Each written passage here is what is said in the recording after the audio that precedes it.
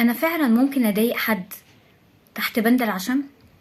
فعلا ممكن اقول له كل حاجه ممكن هي تضايقه، او هو عارف يعني قايل لي قبل كده ان الحاجات دي كده بتضايقه وابقى متعمد، ولما يجي يزعل اقول له اصلا انا كده ايه ده انا كنت عشمان يعني فيك. لا طبعا مفيش حاجه اسمها كده. لازم اخد بالي من كلامي. اللي بيحب حد واللي بيعز حد، او ان هو باقي على علاقه مع حد، سواء بقى حبيب ولا صديق ولا قريب، لازم اخد بالي من كلامي وما اقولش لا معلش اصلا انا كنت عشمان. حتى بين الناس اللي ينفع ان هما يتكلموا بالطريقه دي، لا يعني مثلا بين الزوج والزوجه او بين الاخوات او ايا كانت العلاقه شكلها عامله ازاي، انا ما ينفعش ان انا اقول كلام واضايقه جامد قوي قوي لمجرد ان انا جوايا حاجات كتيره جدا يعني انا شايلها جوايا من ناحيته، واقول اصلا انا كنت عشمان.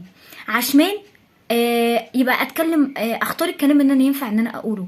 عشمان ما تتكلمش وقت دقيقه. لو انت حاسس ان انت مش هتقعد تمسك لسانك كويس وهتبتدي ان انت تجرح وتضايق في الناس اللي قدامك.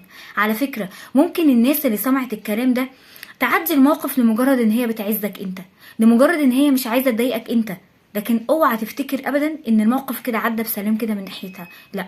فياريت ما نكررش حتى الموقف تاني، يعني حتى اللي عمل كده بلاش نكرر الموقف تاني. مش معنى اللي قدامنا ده بيسكت يبقى ان هو راضي ومرتضي، لان هو عبر عن ضيقته مره واتنين وتلاته. المشكله في حضرتك انت، ان حضرتك مش قادر تستوعب ايه الحاجه اللي ممكن تضايقهم او ايه الحاجه اللي مش بتضايقهم.